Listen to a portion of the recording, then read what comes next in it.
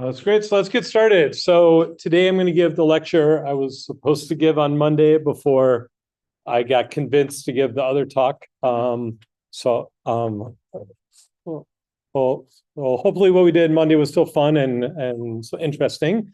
So we're going to talk about feature selection.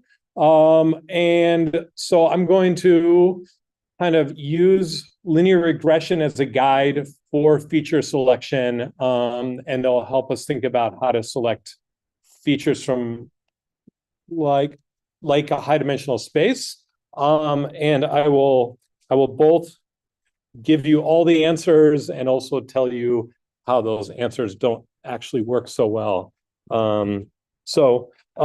Because we inserted this other lecture in here, I had to rearrange the schedule a little bit. So we're finishing up the dimensionality reduction section today. So it's okay that the homework isn't due until next week, and I think everything in the assignment we had covered earlier already. It's a little complicated with how it intersects with the last homework assignment. I haven't decided what to do yet. This will cover some aspects of kind of the noise, anomaly, outlier section, as well as the graph section. But now we're not going to have probably enough of the material in the graph section before I had intended for it to be due on this date. So that due date's not going to work anymore. So a couple of options. One, I could have the whole assignment just due on the day of the test, or it could be due the day before the test the interim test if you want. I definitely want to force you to do it before you take the test, basically, because I think you will do better on the test if you finish the assignment first. Okay, so I don't want to move it later on because I actually don't think that's good for how well you do on the test. I could make the noise assignment due. I could split this into 2 assignments. I could have it all due on this day of the interim test. And if I split it into 2, they'd both be about half the size of what they'd both be like worth 50 points, and we'd figure out how the grade would work. But it wouldn't be any extra work, but it's just a question of when the stuff is due. Okay, do you guys have any preference on this?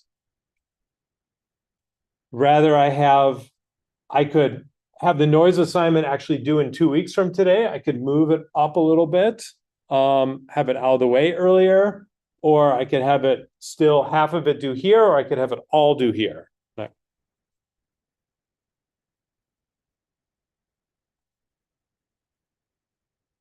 Yeah. I'd be fine if you moved it up, just like have the noise up to Wednesday the 19th and have the graphs either on the 26th or the exam. Yeah, we will need these 2 lectures to do the homework. So I think I could have it due like on the early in this week. We could have it due earlier in the week, or on the day of the assignment would be fine, of the interim test would be fine. So you think splitting is good? Yeah. Okay. Yeah. So does splitting make sense? Do you want it? So everyone's okay if I split into 2 things? It's a little bit more work for me in the TAs, but it's fine. Okay, would you rather have it due a little bit earlier, and then I'll try and get it out very early next week so you can start it as soon as you finish the dimensionality reduction? Or is that this due date's that's the same day as the final report? So I'll try and put it here. Yeah. Okay, great. It'll be like half of a homework, and hopefully homeworks probably don't take too long in this course. Yeah, are they pretty quick to do mostly? Okay, so I think it won't take long, but it'll help you reinforce the stuff. Okay, I'll plan on doing that. Great. One other thing we had to do, I merged 2 of the lectures. there's one lecture I want to, this lecture here is the one that got merged.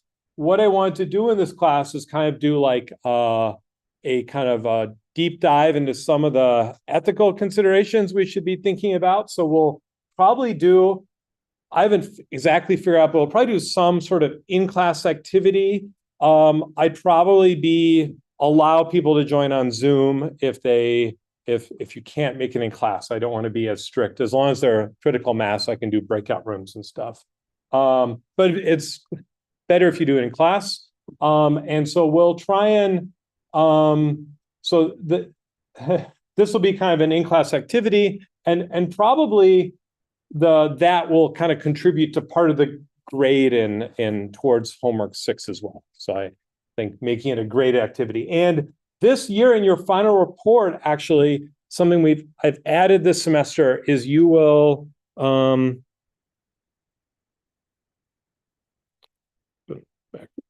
you will have to do an ethics assessment of your project and ethics evaluation. And we'll talk a little bit more about this as it comes up. I actually, on purpose, didn't want to introduce this earlier. I didn't want you to kind of be guiding what you're doing. I'd rather it be kind of like a more of a retrospective experience of like, okay, did I do anything that maybe I shouldn't have done? I've had students in this class do assignments that are projects that I tried to guide them away of, but that were ethically dubious. Okay, that most of them aren't, but there have been ones where it's been like I felt uncomfortable with them doing the project because of this, and so I, it's going to be a chance for you to assess this. I'm not going to tell you what's right and wrong about this, but I want you to kind of think about these issues. So this will be coming in the semester. It's easier to talk about these things once we have the technical know-how to think about some of the kind of how these representations of data can influence how our analysis of the data works. So it's better to do a little bit later in the semester, but I didn't want to push it to the last day of the class either. I don't want to dismiss it as not being important. All right, so that's a little readjustment on the schedule. Hopefully you've all looked at the dimensionality reduction homework. I think we didn't mention that yet, but any questions on that? Seems hopefully pretty straightforward to do, but you'll be implementing a bunch of the dimension PCA eigenvalue based dimensionality reduction and metric learning approaches, and just kind of seeing how these things work. Okay, I think I hope that you find that they're really easy to use. That's my intention, because I don't think they're hard to use. I did not know that myself. Like if you asked me 8 years ago, I would have said, I'm not totally sure how to do it. And I think there's stuff you can do that is not hard, and you should be part of your toolbox. So I hope you kind of get to do that and feel comfortable doing them elsewhere. Great. So if you have questions about that, that's not due for another week. I think, did the last homework grades for streaming get posted or not yet? I think everything is done. Maybe I need to double check one more thing, but okay. If not, we'll post those soon. Okay, great. So that's where we are in the schedule. Let me tell you about feature selection. Okay, great. So today we have data x, x1, x2, xn. These are in RD. And in particular, we're going to think of x as being in our n times d. So it's think of it as a matrix, right? Each of these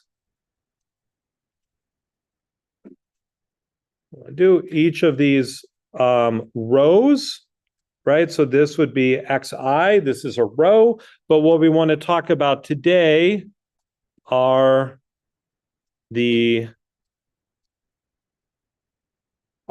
columns.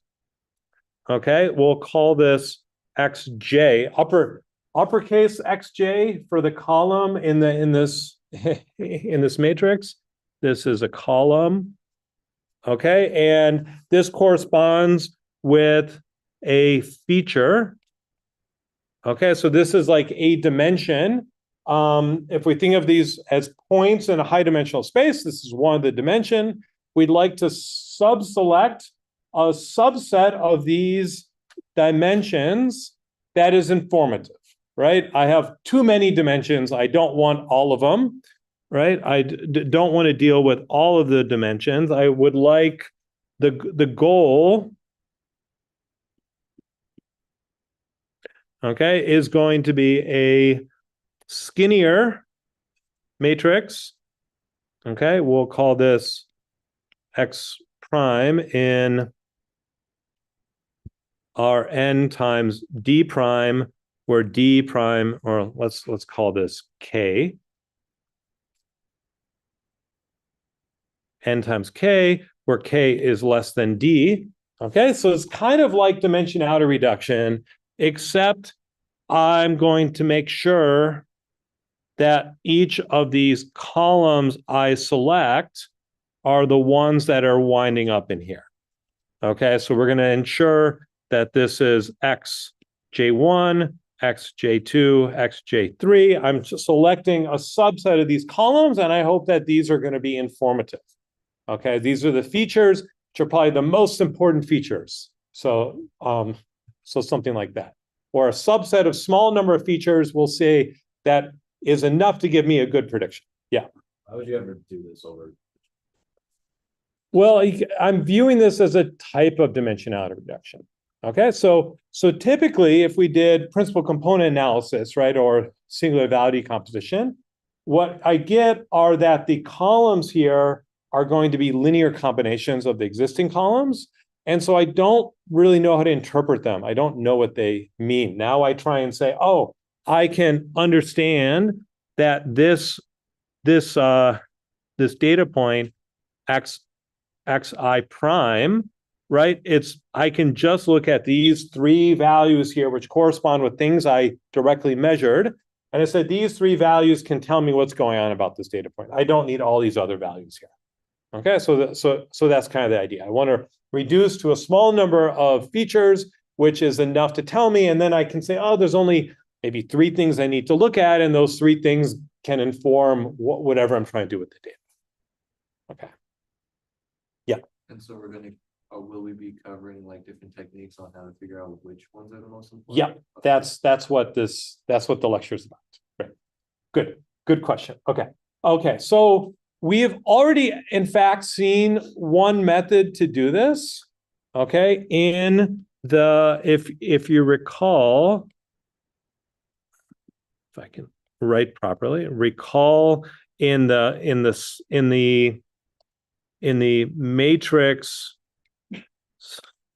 sketching lecture, there was a method called row sampling. Okay, and we covered this very briefly, and it's where if I sampled the rows of a matrix, I could guarantee if I sampled enough of them, that it would capture the distribution of the right singular vectors of these upweighted would be similar to that in a compressed matrix here.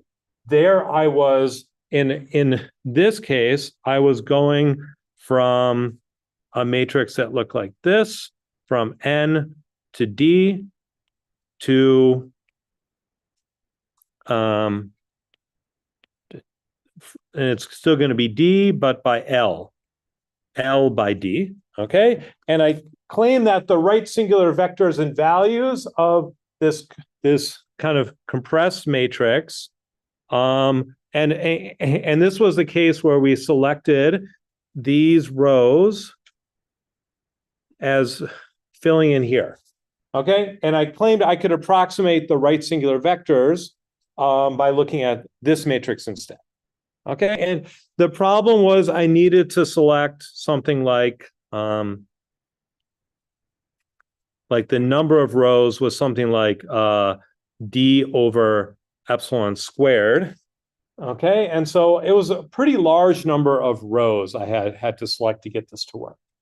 Okay, people claim that, and so what you can do is you can actually run this on the transpose of the matrix, and you can say something informative about it. I can select columns instead of rows. It's called column sampling, and the column subset selection problem is what's called in the literature. And you can do something like this to approximate the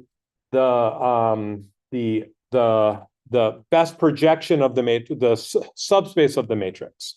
I can select I want a k-dimensional subspace, and I can sample something like k over epsilon squared columns, and the best rank k subspace is kind of described pretty well with that selection of the columns.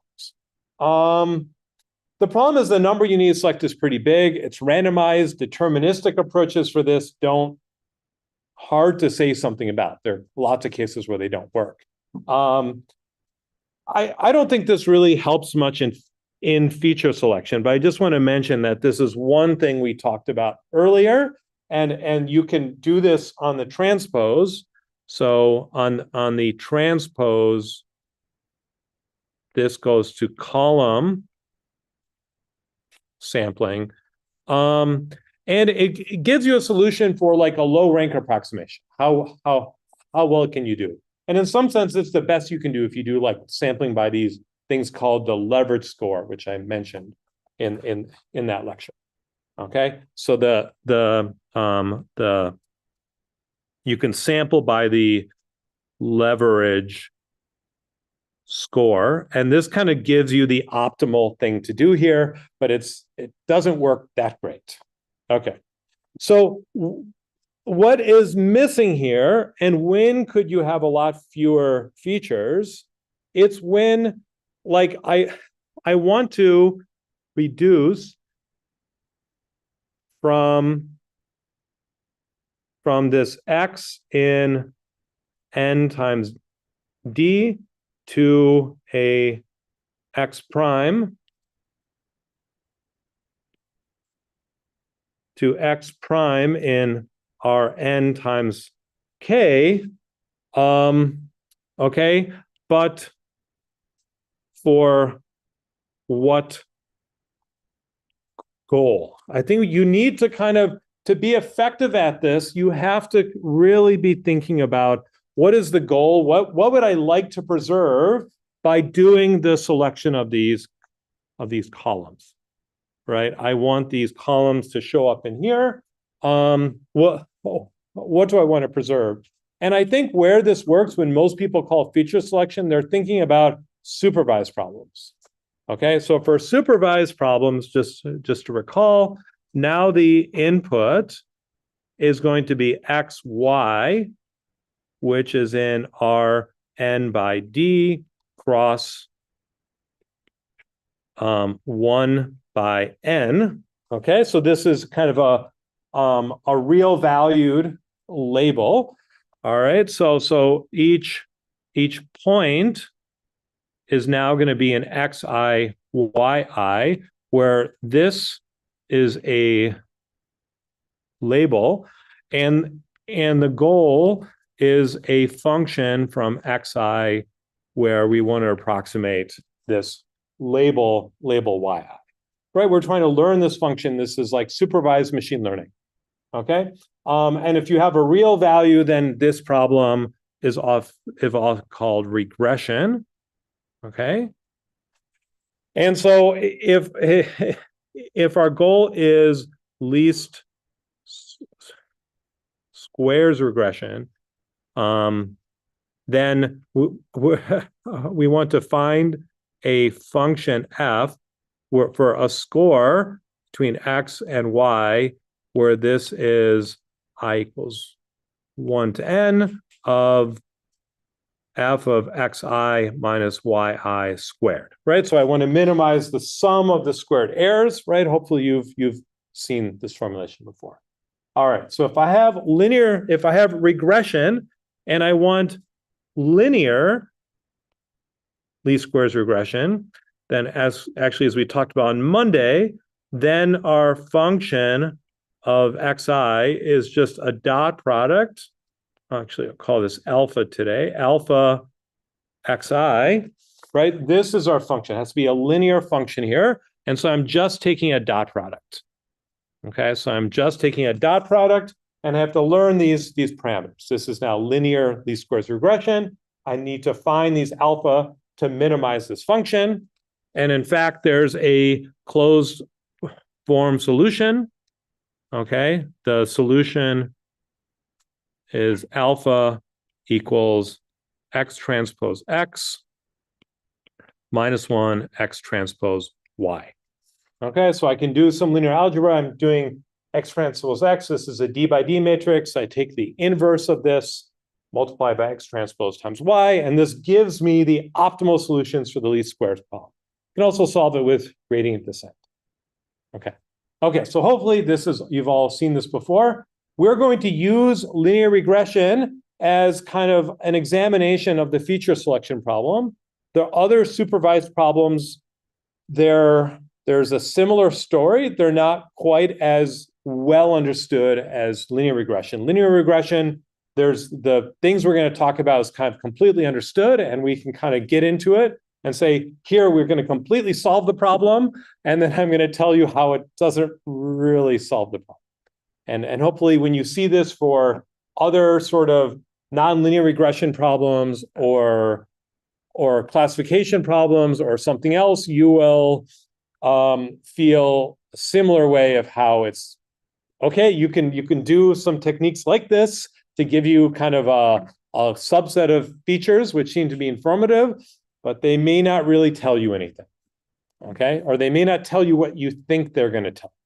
Okay, I think it's probably a better way of putting it. All right, okay, good.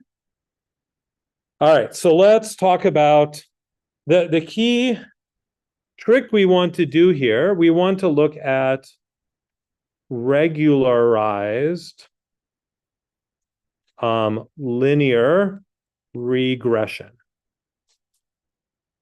Okay, and so what I would like to do is I would like to write my optimization function S of alpha, right? These alpha are now my parameters. These are the things I take a dot product with, x, y. Again, this will be sum of j equals, or I equals 1 to n of, now let's say xi alpha minus yi squared. Okay, and I can rewrite this, for instance, as x alpha minus y, the 2 norm. This gives you the same thing if you kind of work through the linear algebra.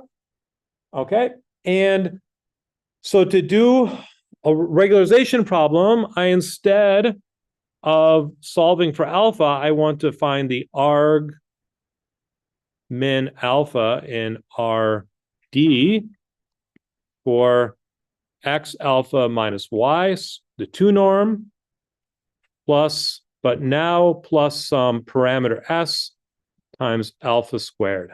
Okay, so this is called the regularization term.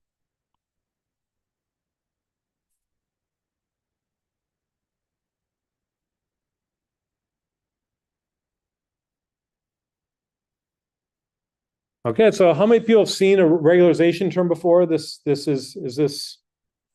Okay, great. So most of you have not seen this. Let's think through, what does this do? I want to minimize this equation now, the sum of the squared errors, but I want to minimize this sum of squared errors cost plus another term. S is going to be a parameter, right? So this is a parameter.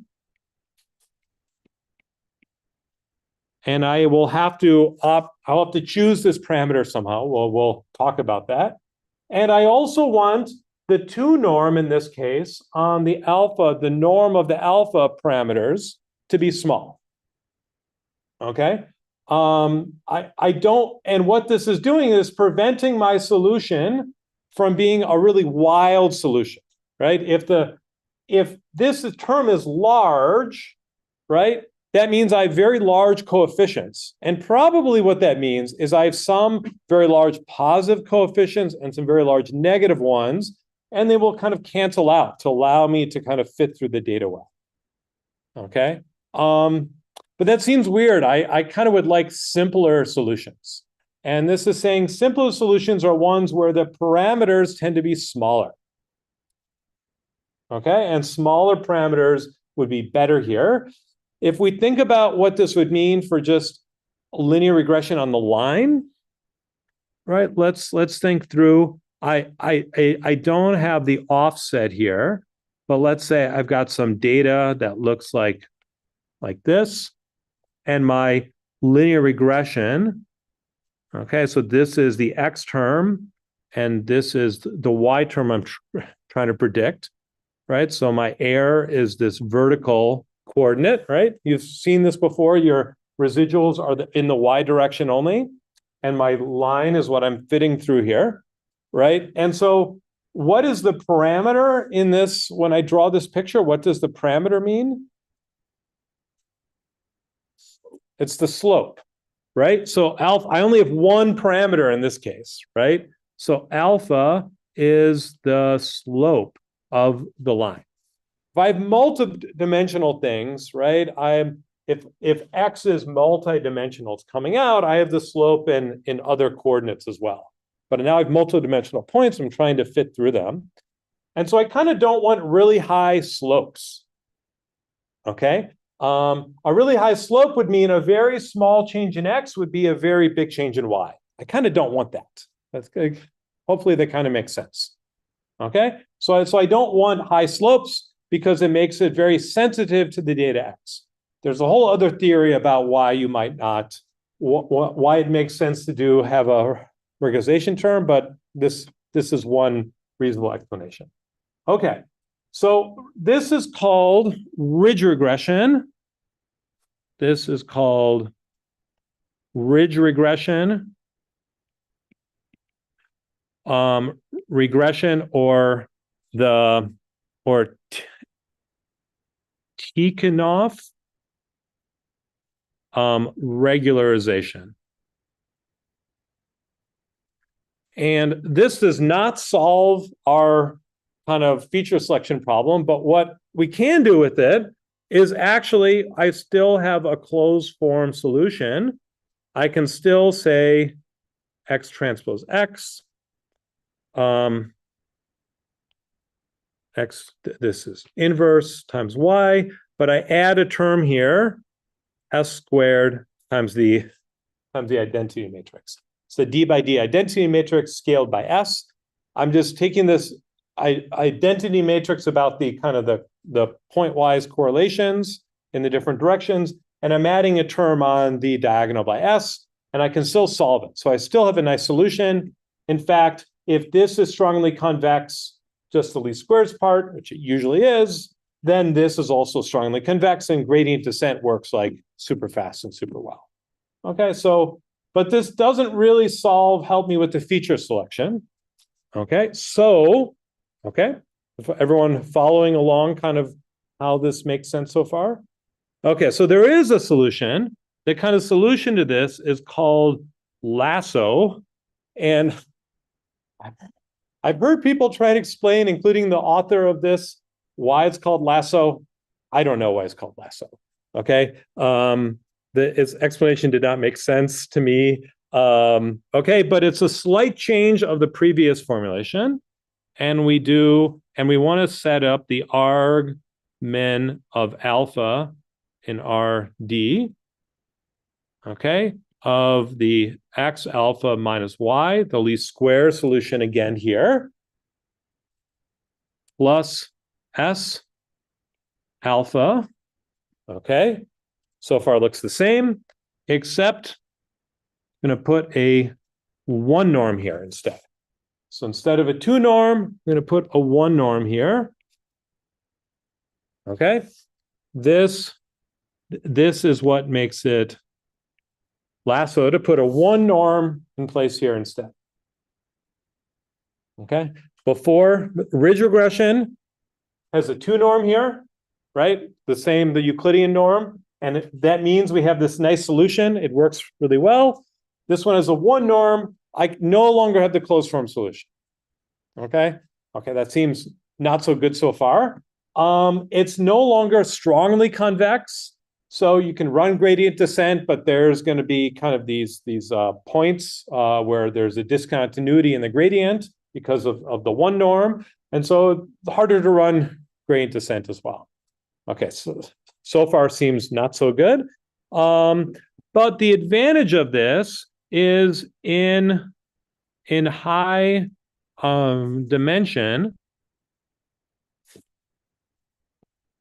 leads to a sparse solution. Okay, what do I mean by sparse solution? This means many alpha j are going to be equal to 0. So if I look at the solution for alpha, a d-dimensional vector of the coefficients in the linear equation, many of those coefficients are going to be 0, which means that the features that I multiply the coefficients by, that I multiply by 0, I can ignore those, right? So that means that the f of alpha ignores these features. And so the ones it does not ignore are the ones I select, okay? Features not ignored, alpha j not equal to 0, these are selected. Okay, so the selected features is kind of the whole point of this lecture, right? These are the features selected. They're going to give me a pretty good least square solution. They're going to be biasing, reducing the slope in a way like regularization does. It's very common to add regularization terms. But now I also have selected features. Okay? The larger I make S, the fewer features I select. Okay? So I can say the larger S, the fewer features selected. Okay, so again, this is our parameter, and we'll need to choose this parameter somehow. Okay, so how I choose this parameter S is going to determine how many features I get. The smaller I make it, tends to be the more features. Okay. Okay, so I can run gradient descent on this. We'll talk about briefly, at least, a couple of other algorithms to kind of solve this.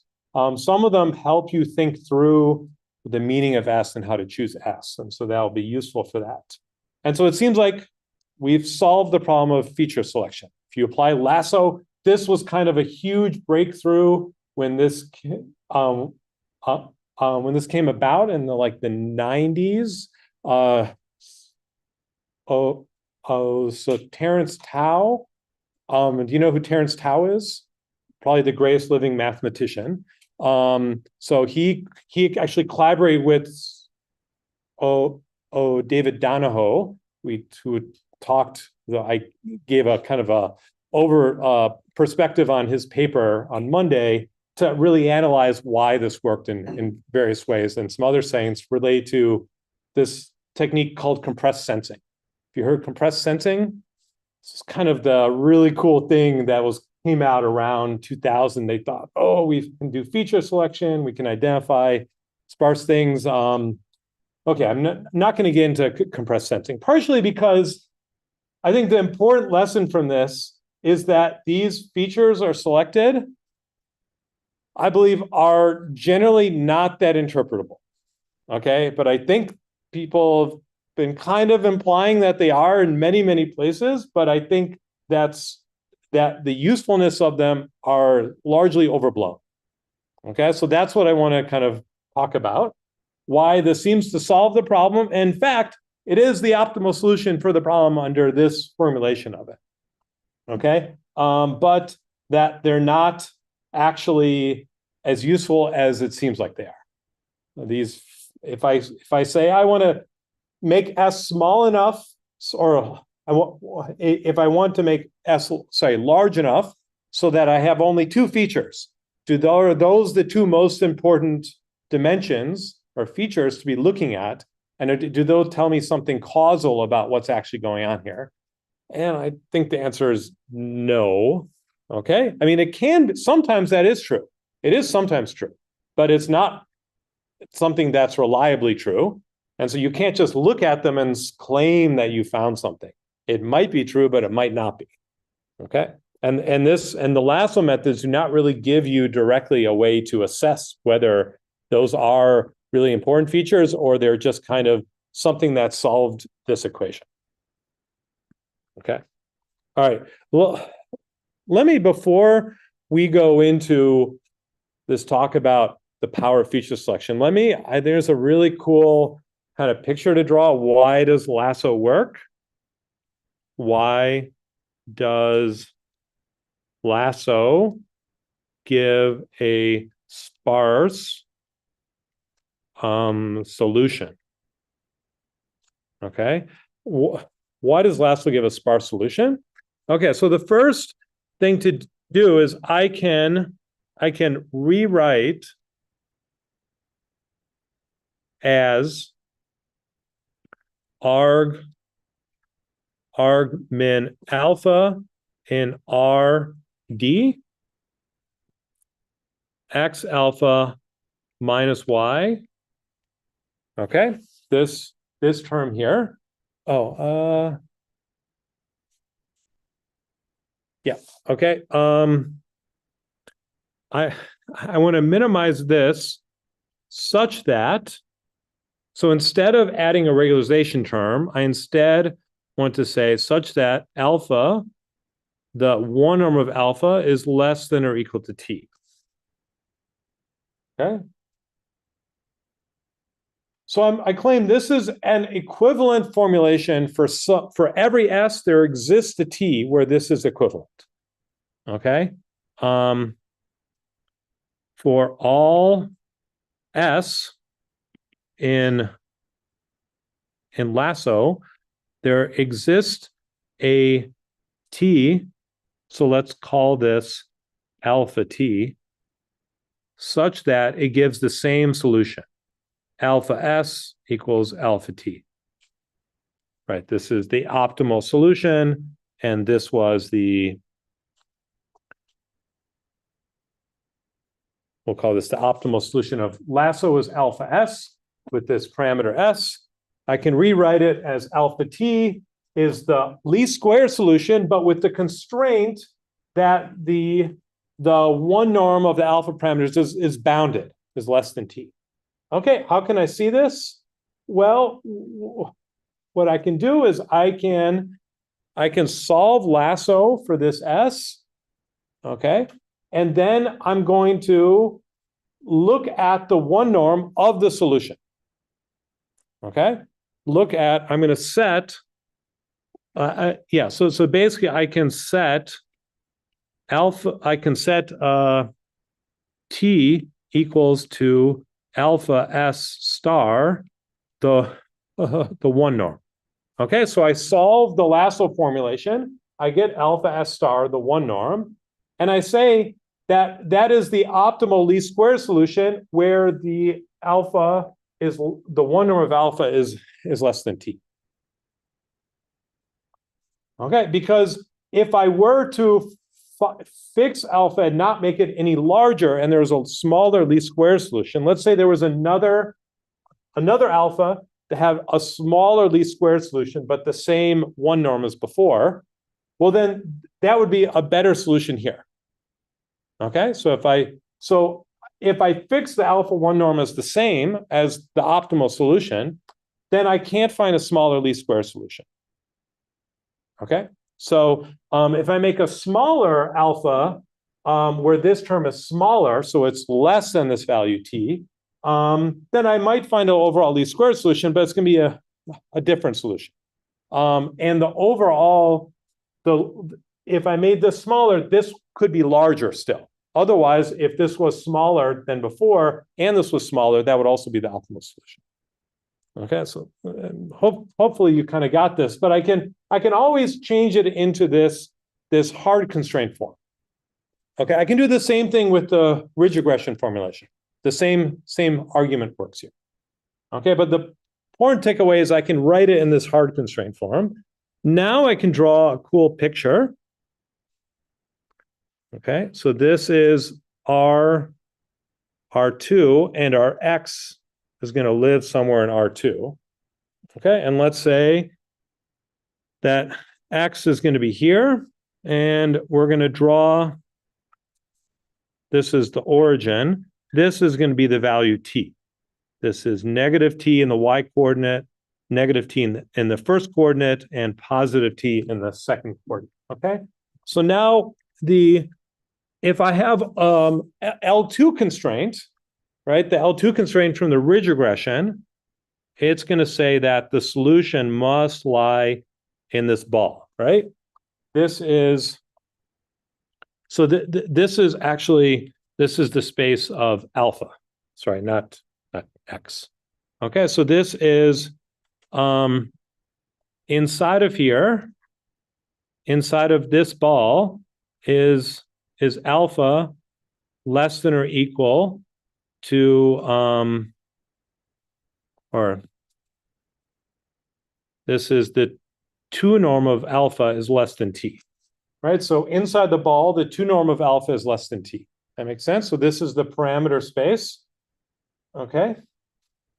And if I have instead this constraint, the lasso constraint, the hard lasso constraint, what does the L1 ball look like? Do you remember?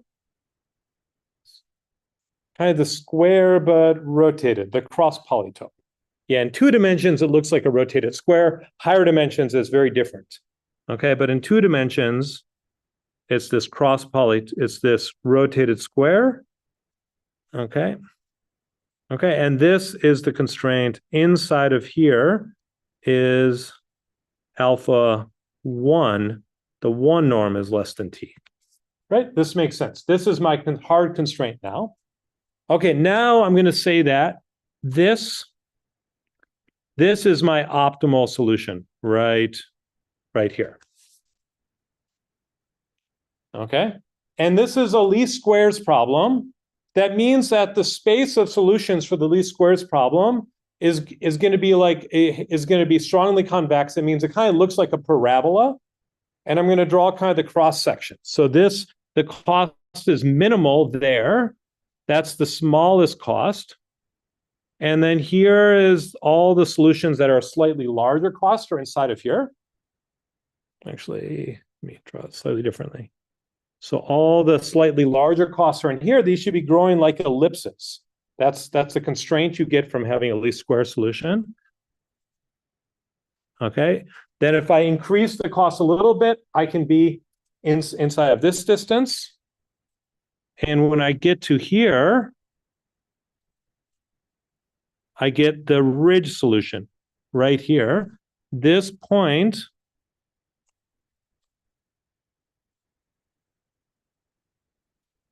this is the ridge regression alpha star. Okay, is this point right here. That's the least cost solution that is inside of the blue ball.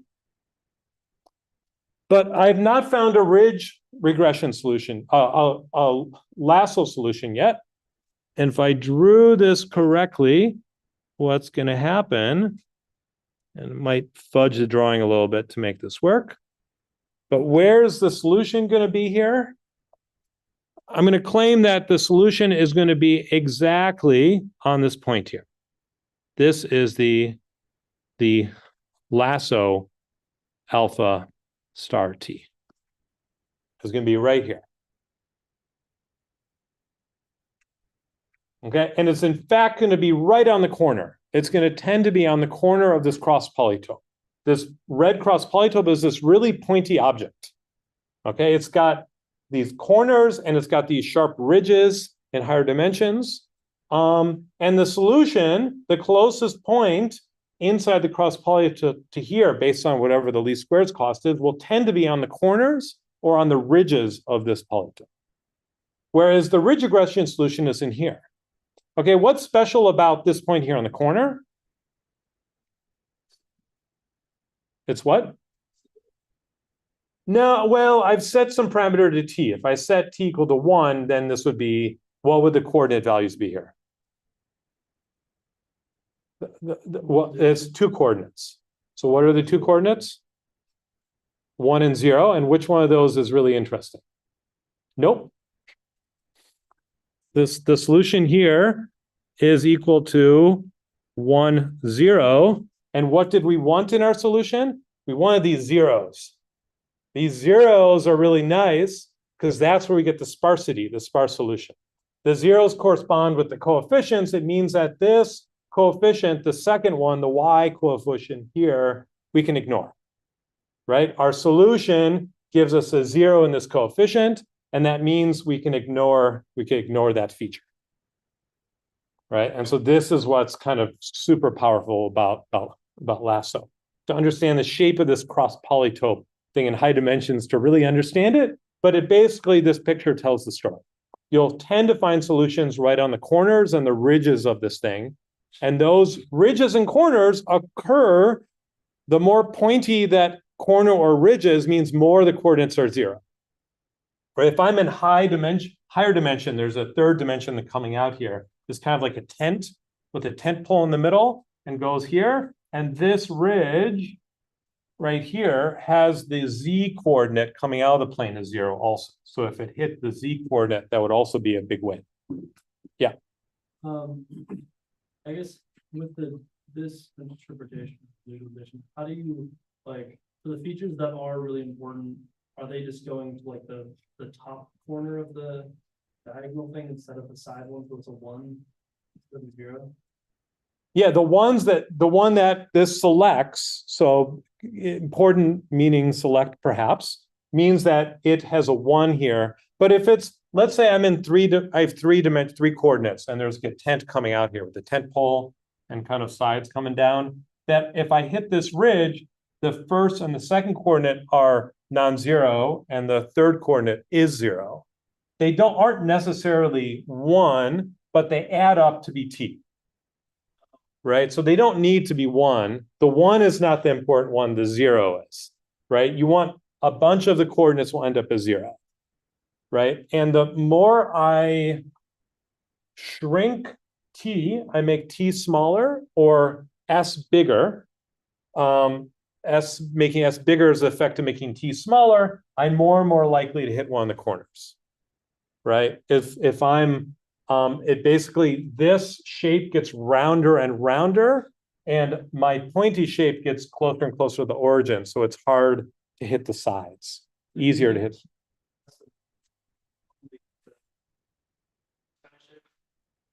Okay, so great. Okay, great question. So if I made the norm of alpha to be less than 1, right? Then I'm going to have that the shape actually carves in here, right? Remember we said that 1/2 norm of alpha. Why don't we use that instead? That'd be even better. Why not the 0 norm? Something like that, or set it all really close to 0. Then I'm going to get really super spiky. It's almost impossible to get something else, right? Why do we not use that? It's what? It's hard to solve. Why is it hard to solve?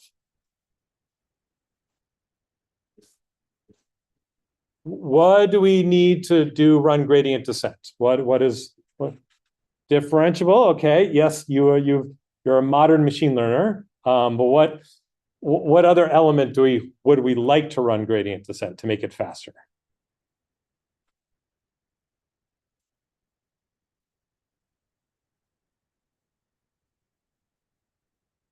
Convex. Okay, does convex gradient descent guaranteed to find the optimal solution? If it's not convex, maybe not. Okay, so this is one of the situations where you actually do want convexity. It becomes very hard to solve I forget if it's like, I think the L0 version is NP hard to solve, in fact, in the number of coordinates you choose. But it becomes non-convex and very hard to solve this solution if you have a non-convex constraint here. And L1 is the smallest one that is still convex. It's not differentiable at the corners.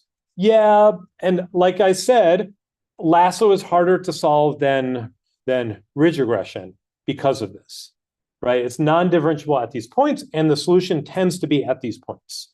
So it is a case where you'd really like the strongly convex properties. It really does affect, it is harder to solve the gradient descent. You can run it, but it's not going to get the super fast convergence sort of results exactly because you're exploring on these really kind of low dimensional solution spaces. And so you can get stuck, but if you run it, it will find the optimal solution. There are other algorithms to solve this without gradient descent. Okay. Yeah, in fact, okay, so I wrote in the notes, and I used to cover this in this class, but there's an algorithm called least angle regression. And let me just tell you in like for 10 seconds how this works. It basically starts with t being 0. And so now the optimal solution has to be all alphas equal to 0. And then it slowly grows t, and this ball grows larger, and the solution kind of moves along on the edge of the ball. And because the ball has linear shapes to it, you can kind of keep track of where the optimal solution is as a function of t. It's a linear, the optimal solution will follow a linear paths until there are discrete changes where it adds an extra coordinate. Okay, so it'll start by having only one coordinate in the solution, and then at some point it'll add 2 coordinates. And in between these 2 points where this happens, the solution as a function of t follows a linear path in the space. And you can write all this down. It's a bit complicated. Okay, but it's doable. People implement it. You can run the code you want. But it gives you solutions for all possible t's. Okay, what's really wild about this is that the number of non-zero coordinates does not monotonically increase. It can increase, and then some of the coordinates might snap back to 0 again. It's really weird. You can construct examples where you have exponential different points where the number of coordinates changes, which coordinates are being used. So people have written down examples where this can happen. So it's really weird, the space of solutions here. You can't just usually you can run binary search on T to find the right number of solutions if you want, but there aren't any guarantees it works. And in fact, you can write down cases where this is not going to work. So that's kind of weird. One solution people do use is called orthogonal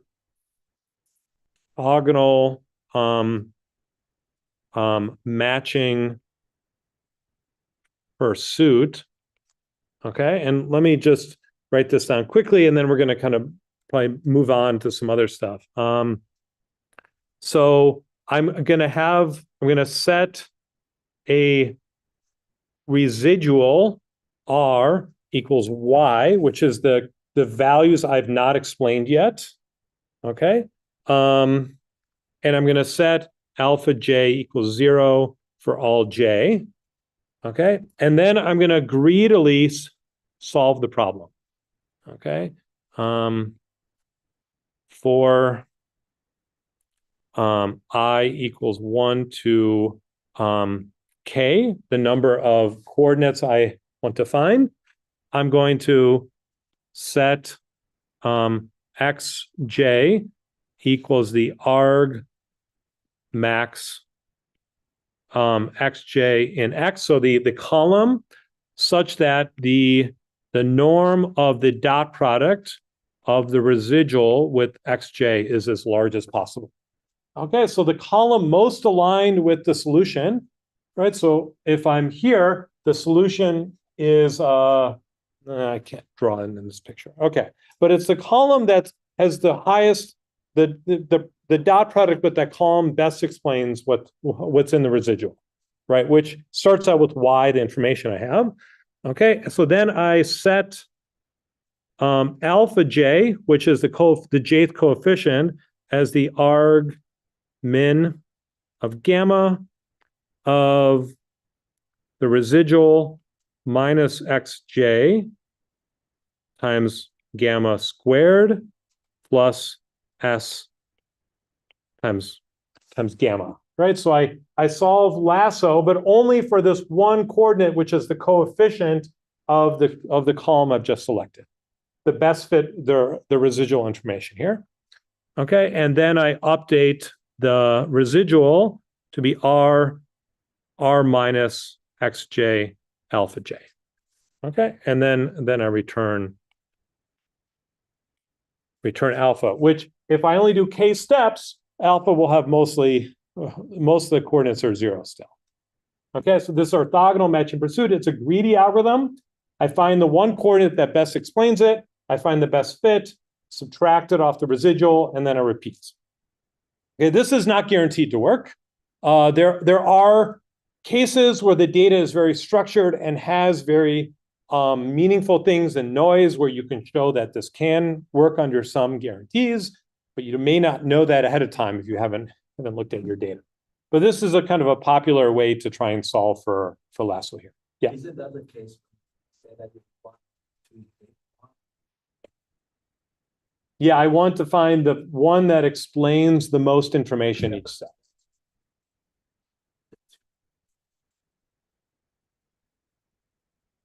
Well, so this could be a problem. I find one thing that's really correlated with everything, but it's not.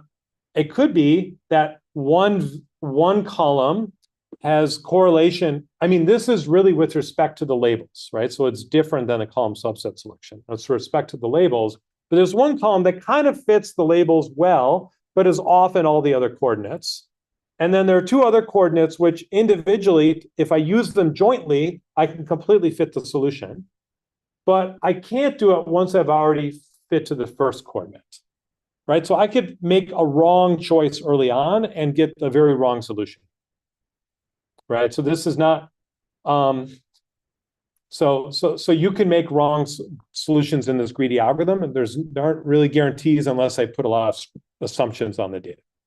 But this works reasonably well, okay? And if there isn't a perfect fit, this will tend to give you a small number of coordinates, k coordinates, which do fairly well. Okay. All right. What I really want to talk about are why you should be skeptical about this. Okay. The units. Let's start by talking about units. Let's say that xi equals the height of a person, the weight of so the weight of a person, and then the age of a person. And let's say that the height is in inches, this is in pounds, and this is in years. Okay. So now I'm going to fit my solution. F of alpha of xi is going to be equal to xi alpha, right? Which you remember is going to be xi or x1 alpha 1 plus x2 or xi1 xi2 alpha 2 plus xi3 alpha 3. Okay. Is this a problem with the units? Have I done this thing where I have this sign that's adding up the year it was founded, the population, and the elevation? Have I done this here?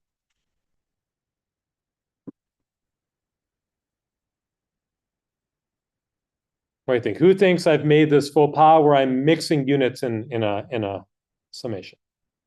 And who thinks this is okay? Okay, and who's okay?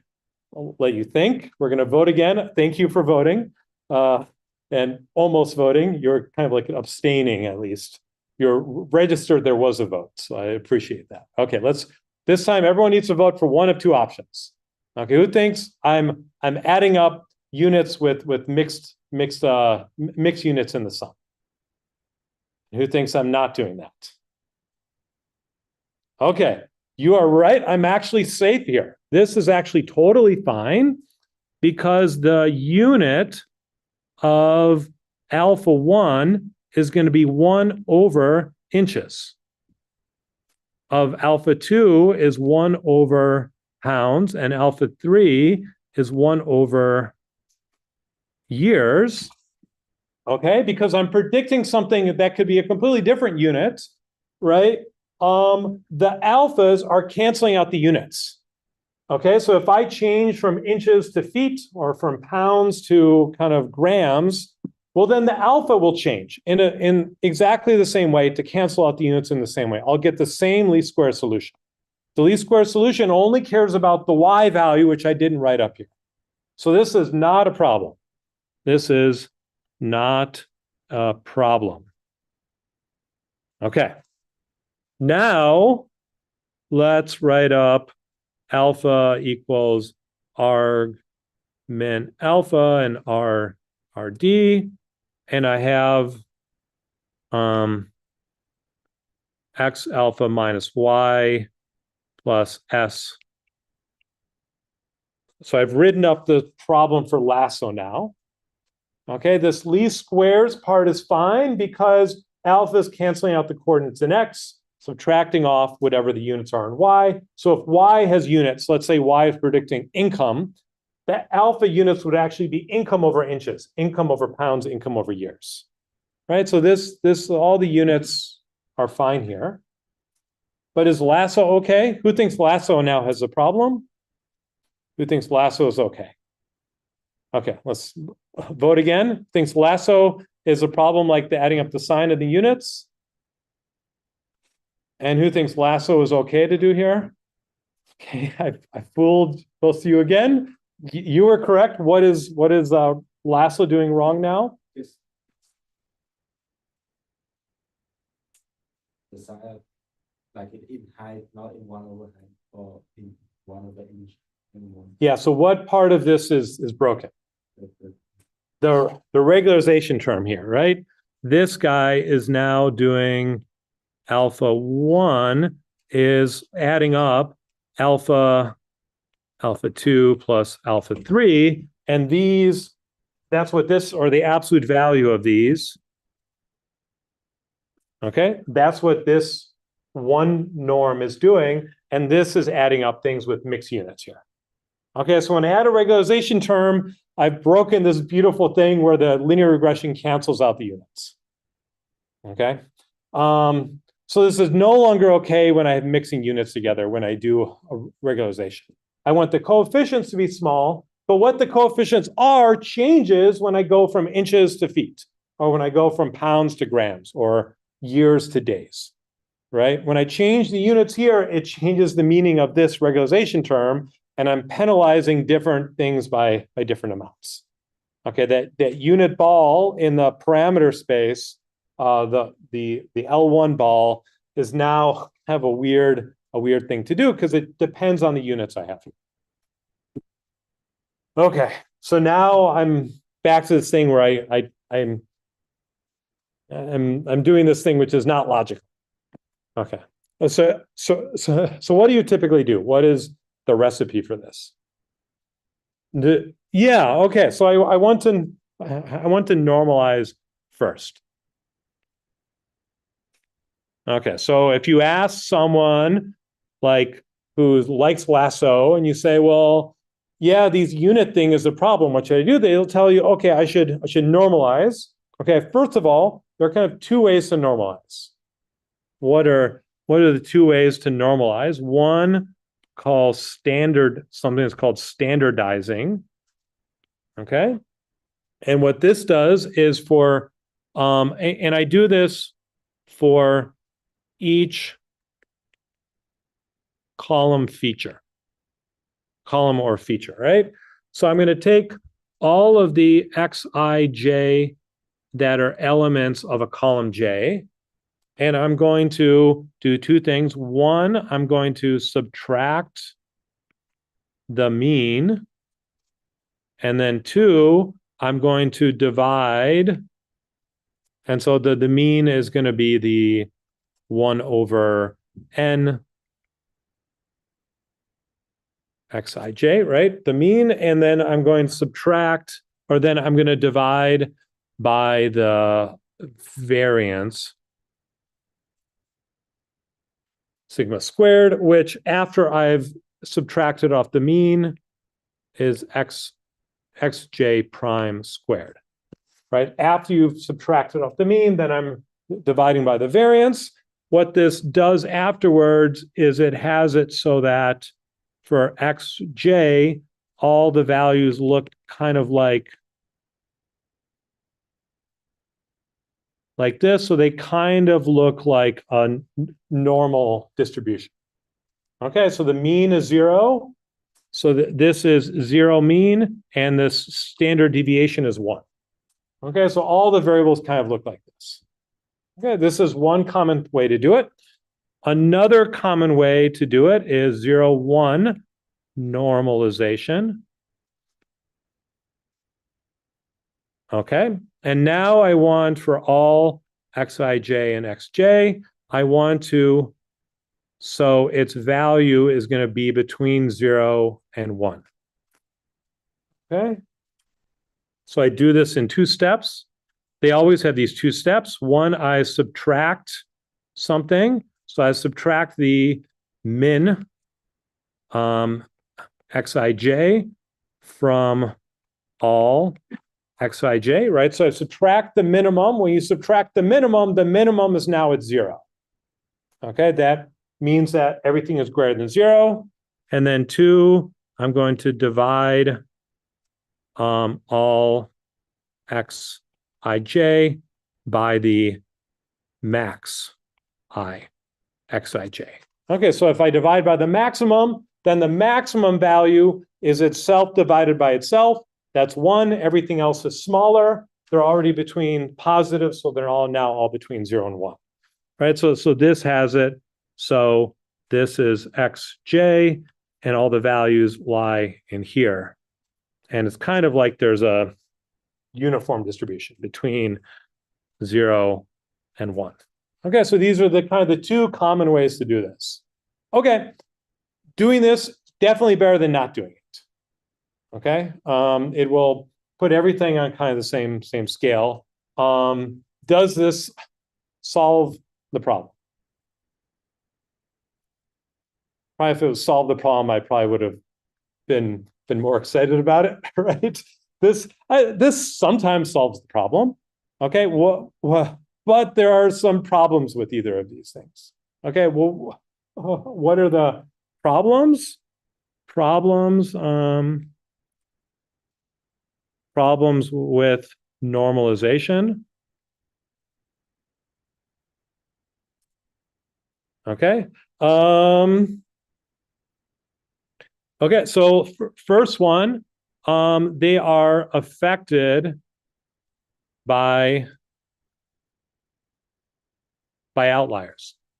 Okay, so if I do say 0, 1 normalization, so I have 0 and 1 here, and I say everything has to be in here, but my data looks like this, and I have one outlier, then my range really should have been spread out here from 0, 1, but this one outlier caused everything to be clumped by one side. Right, and the same thing can happen with the standardization. Okay, okay, so there can be affected by outliers. Okay, and so if I were to remove this outlier, it would change this. Okay, so the second thing I think is even more problematic. If I change one data point, it changes the normalization. Okay, so if I update, I get a few more observations. It shouldn't really affect things too much. But especially if they're outliers, but even if they're not outliers, I need to renormalize everything, and that changes all the equations. Okay, and so if I'm observed more data points or I update something later, it kind of changes what the scale of everything means. That changes what that norm means on alpha. It can completely change which features I select. If I have 1,000 data points and I add one more, it can give me a completely different solution. Okay, so this seems problematic to me. Okay. Okay. The other part is that features may be collinear. Okay, this means that there's a strong correlation between the features, and in particular, how they affect the outcome y. Okay, so xj and j prime have similar correlation with y, right? With the y variable. So when one gets large, y also tends to get large, or could tend to get small, but the same parts of y I can use either xj or xj prime, two different features, to explain the same parts of y. Okay, so for instance, if you're in like so if you're a shop that's like a tailor and you have the measurements of someone, you have their waist, you have your inseam, their shoulder length, they're probably all tend to be the same. As people get bigger and taller, all these measurements are increasing at the same time. So if I increase all of them, which one do I use to explain what kind of off-the-shelf suit I should start with making? Right? There are all these correlated sort of measurements. They could all explain it just as easily. And normalization does not fix this problem. What could fix this problem would be doing a singular-value decomposition and instead using the principal components. Okay? This is fixed by using the principal components. Okay, those principal components, every data point has them, and they're guaranteed to be orthogonal to each other. There's no collinearity with the principal components. These principal components, however, and so running regression on this is called principal component regression. Okay, it's a well-known technique. It solves this issue, but each component is a linear combination of all of the features. Right? So I've reduced it to a small number of features, but each one is a linear component of all the features.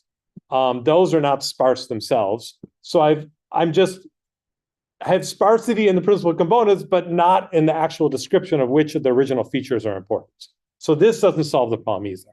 So if they tell you, well, I have collinearity, how do I fix it? Principal component regression, it does not help with feature selection anymore.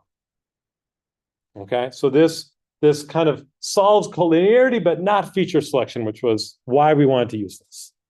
Okay, if you're not doing feature selection, might as well use ridge regression instead of Lasso, because ridge regression is easier to solve. Okay, so, or not have a regularizer at all. Modern, very large data sets, you don't really have regularizers as much anymore. Okay.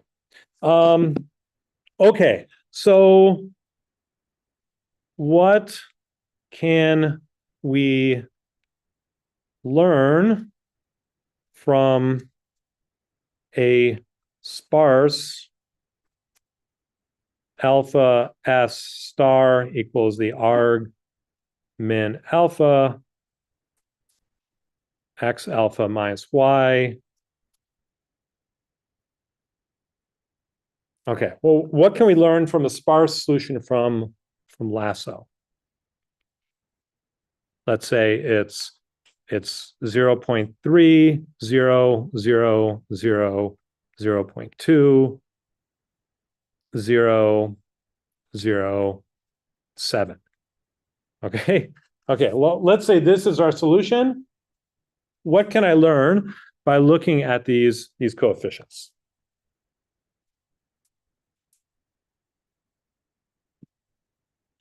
So do these, so I have now these coefficients for j equals 1, 2, 3, 4. This is the index, 7, 6, 7, 8.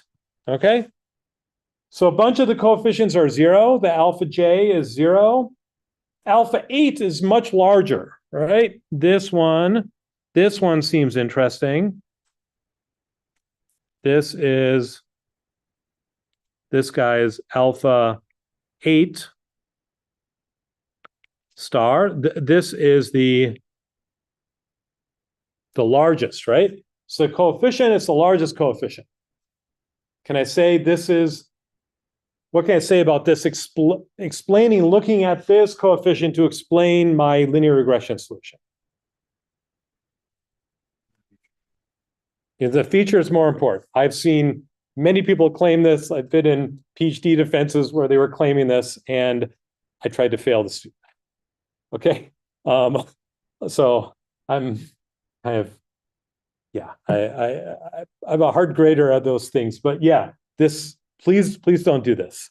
It might be true. It definitely might be true, right? The max j, alpha j star might be the most important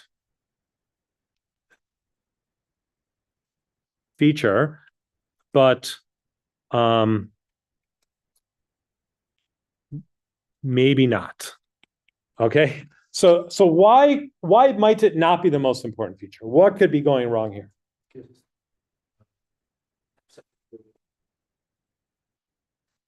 Yeah, okay. So there might be another column that, let's say column 4, which is really collinear with this feature 8. And if I had put a 7.1 in column 4, it actually explained the least squares regression better, slightly better, but it has a larger coefficient here. And this one just tended to do a bit better. It overall, it was the optimal here, but it could be there's a near optimal with 4 instead. Okay, but because it predicted least squares regression may as good or maybe a bit better, but the coefficient need to be slightly larger to do so. Okay, so how do I know that 8 is the right answer instead of 4? Right? I don't really know. I don't really trust it. Okay. Sometimes you can swap out 3 features for 3 other features. I can't swap out a single one of them, but I could swap out the triple of them in some way. This can happen too. Okay. There could be complex relations where multiple of them can explain something, but there's another complete other set that also explains it. Okay. You can have these correlated features and they could be complex correlations that are doing this. There's this method called shapely values, okay, that tries to fix this. It says, what if I were to run linear regression with every subset of the features? Okay, and to understand the importance of a feature, I'd say, let's see how well it does with that feature versus not with that feature. Well, first of all, there's an exponential number of subsets of the features. So I have to run linear regression an exponential number of times. So it's pretty slow. And 2, it sometimes can show, okay, if I have this feature, I get a lot of explanation in the y, and if I don't have the feature, I don't. Okay, in that case, I would trust it. But it's often more mixed. It's often, well, they're all kind of important, but one doesn't really stand out among the other ones. There are other versions that look at just removing one thing at a time. Removing one thing at a time is not great because sometimes you can replace it with 2 other things. Okay. And is this, what you'd really like to say is this feature is causal of that solution. This feature, the number 8 feature, is actually causing what the actual effect is. But it might be 4 is causing the effect, and this is just correlated with it. Okay? I don't know that. It could be what is actually causing the effect is not something I measured. These are just things that I measured which have some correlation with the actual effect that's going on here. And with understanding how the human body works, I think this is usually the case. Yeah, there are lots of papers that claim you can understand causal relationships from doing stuff like this. And I am highly skeptical. I think this is correlation, is what it is. And this isn't even correlation. Least squares regression with no ridge term is correlation, right? With no regularization. That's showing you overall correlation, but it's mixing. When you have collinearity, you're not even getting a raw correlation. You're getting something else.